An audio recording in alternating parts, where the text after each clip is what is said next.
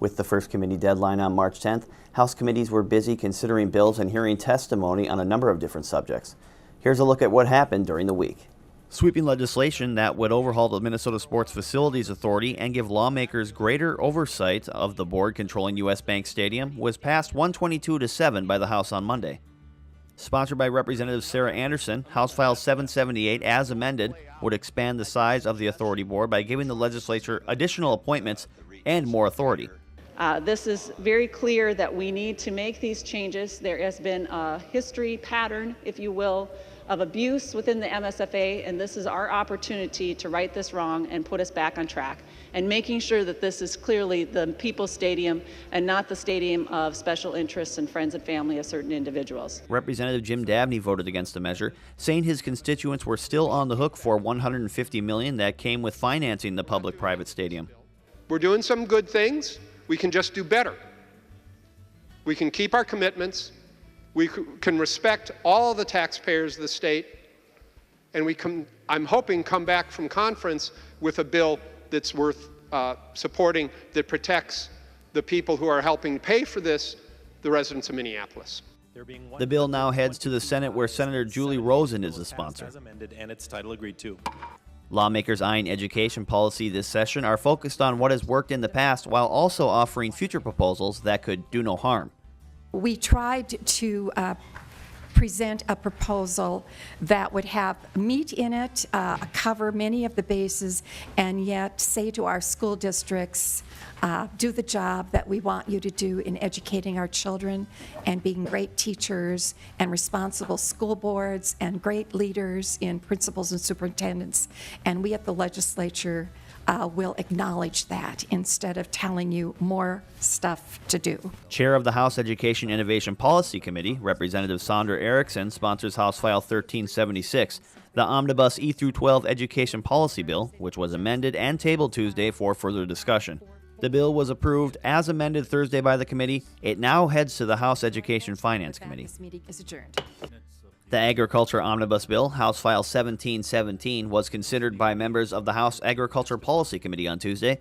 Representative Paul Anderson sponsors the bill that carries numerous provisions, including some new definitions for pesticide use and a registration exception for certain experimental pesticides. After discussion and approval, the bill was sent to the House floor on Thursday. Under current law, a person may not carry a pistol in a public place unless they are in possession of a permit to carry. The requirement does not apply to peace officers. Sponsored by Representative Jim Nash, House File 188, as amended, would in part eliminate the permit requirement. The bill was held over by the House Public Safety and Security Policy and Finance Committee on Wednesday for possible omnibus bill inclusion. I'm bringing this bill forward. I want to have the conversation, and because I do think that a law-abiding gun owner has the ability, as we do in many other states, as you've heard, should have that right, and that is their right to do so, and I'm supportive of it. Representative Raymond Dean said he understands the passion for people to carry firearms, but wonders what problem the bill aims to solve. This is my personal point of view. I choose not to live my life with that kind of fear, that I am threatened every moment of the day, that I need to carry a gun to protect myself. Because if that's the way you think, and if that's the way you function in your life, you don't know what freedom is. On Thursday, the House Public Safety and Security Policy and Finance Committee heard testimony on House File 1415, a bill that would authorize daily fantasy sports under state law.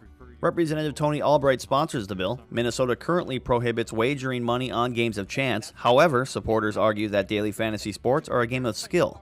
When I break down a matchup between the Vikings and the Packers from a fantasy standpoint, I will break down player trends, defensive schemes, coaching biases, weather, field services, injuries, historic trends against opponents, playing time, projected playing time for each player, statistical modeling, all of that goes into just figuring out, is Sam Bradford going to have a good game?